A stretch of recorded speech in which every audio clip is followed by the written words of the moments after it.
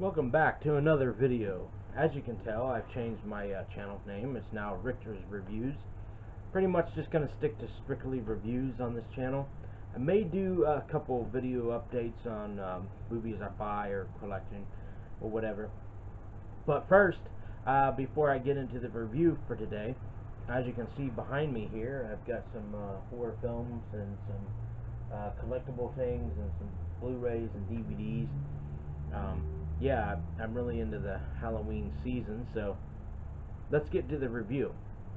Today's review is Sleepaway Camp 3 Teenage Wasteland. Now, for the people who haven't seen my previous video, it was Sleepaway Camp 2. But yeah, this is Sleepaway Camp 3 Teenage Wasteland. Now, I know this is available on Blu-ray, and I will probably get that here eventually. But until then, basically this comes off right after the second movie. It was made back to back with the second one. So you have returning Pamela Springsteen playing Angela Baker, the same director, Michael Simpson. Now, the one thing I forgot to mention from the last video is Jerry Silva, who produced the first Sleepaway Camp. He produced the second and third. So you have a new cast of characters in here. One is Tracy Griffith. Now, a lot of people may know her as Thomas Ian Griffith's sister, and her stepsister is Melanie Griffith. She no longer acts anymore, but she did really good in this movie. So yeah. I'll show you now. Remember how I told you in the last review of Sleepaway Camp? I talked about how all the characters were named after like the 80s Brat Pack characters like Emilio and Charlie and all that up. So now, what Michael Simpson did for this one is he used characters from like movies or TV shows from the 60s. You have Michael J. Pollard, who and Sandra Dorsey, who play Herman and Lily.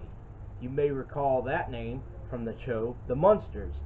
Then you have a lot of character names like Arab and Maria and Tony and let's see, yeah, a lot of more of the characters' names. I'm just drawing a blank right now, but a lot of the character names for the camp, the people that are in this, they're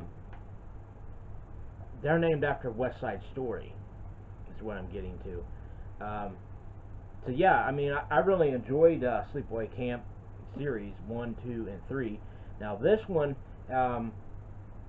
it's got a lot of comedy elements in it, and one scene that was really cool was when Angela Baker did an Angela rap.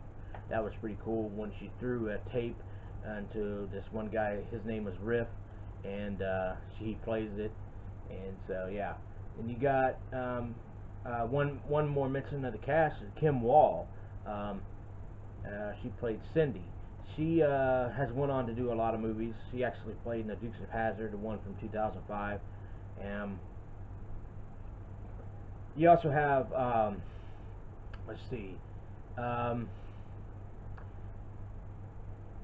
the one scene in the movie that was pretty cool as well was a cool death anyway, is when a news reporter comes to the camp and starts talking to all the people that's there, and she wants some coke, so Angela goes to the cabinet in where the cabin is at and cooks up something like Ajax and stuff and gives that to her.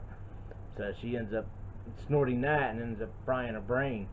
But yeah, so you have death like that. You got a death with a firecracker up the nose. You have death where Herman is kind of like a pervert. He's like an older guy played by Michael J. Pollard. He has a thing for this one girl, and he ends up, they have a sex scene in the movie when in the cabin, in a tent anyway, and he gets out, and Angela's chasing him around with a stick, beating him in the head, and she burns a couple bodies. The one thing I forgot to mention, there's a cop. He's played by Barney. Now, people may recognize that name from the Flintstones. I don't know if there was any reference for that Michael Simpson was going for, but his son was killed in the second movie, so he's looking for Angela. Now, in the beginning of this film, it shows where there's this girl that's she's getting ready to go to camp. She walks out of her house, and here comes a garbage truck running down the street, and ends up running her over.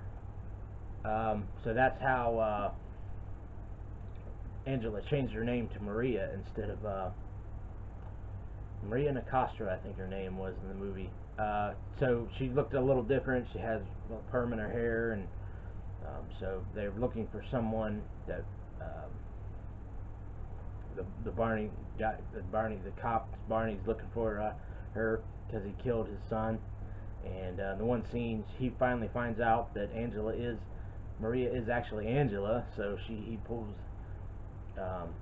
He's in there with a big, like, 2x4 in his hand, and he's saying, "What's it gonna be, Angela?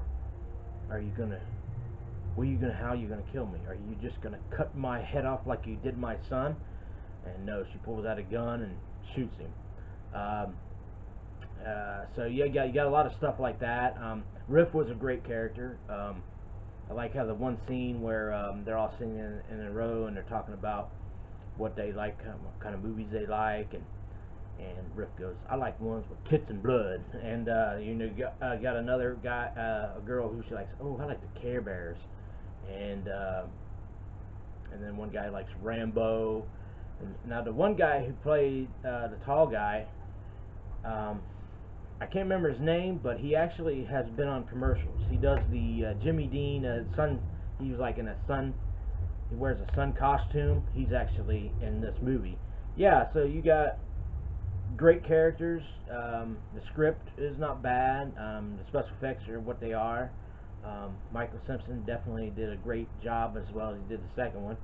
As far as rating, I would give this probably a 7 too, just like I did other films in the series. Now I also have some see here, it's got some great music too. Great music from like heavy metal bands from around that era. Now the DVD, there's more special features on the Blu-ray, but the DVD has got an audio commentary and some deleted scenes and a trailer. And yeah, I mean, one of the thing is, I like how they put the little original box art. It says she's back to last year's record. So basically, that's Sleepaway Camp 3 Teenage Wasteland. If you have any comments or questions, just leave them in the comment section below. This concludes my Sleepaway Camp film series reviews. I was going to do Return to Sleepaway Camp, but the only thing I can say is I didn't like it. I did like that returning characters showed up, and then you have Sleepaway Camp 4, The Survivor, which is basically just a flashback of pretty much every film up to that point, and some new scenes, but really wasn't worth doing a review over. Now, just getting back to the new channel, I changed it to Richter's Reviews because, my last name is Richter, and I figured I was going to try something different. I was just going to try to do basically reviews and stuff. It's not going to only be horror. I mean, I'm going to do action. I'm going to do comedy. I'm going to do sci-fi. I'm not sure about doing drama or family films or cartoons. Maybe I might do something like that. I don't know. But I just hope that you stick around and enjoy my videos and keep subscribing, and all the people that are subscribers, I hope you enjoy my reviews. But before I go, yeah, great movies they got coming out, doing reviews for. I'm going to pretty much just leave it up in the air on that. But I do plan on doing a movie review of Demons, definitely. I'll be closer to the Halloween season on that. Now, I will be doing some movie reviews on the Halloween movies too, and I will return to the Friday 13th with Friday 13th Part 3, and I'm going to do it in 2 parts. So, yeah, thank you for watching, and I'll catch you on the next one.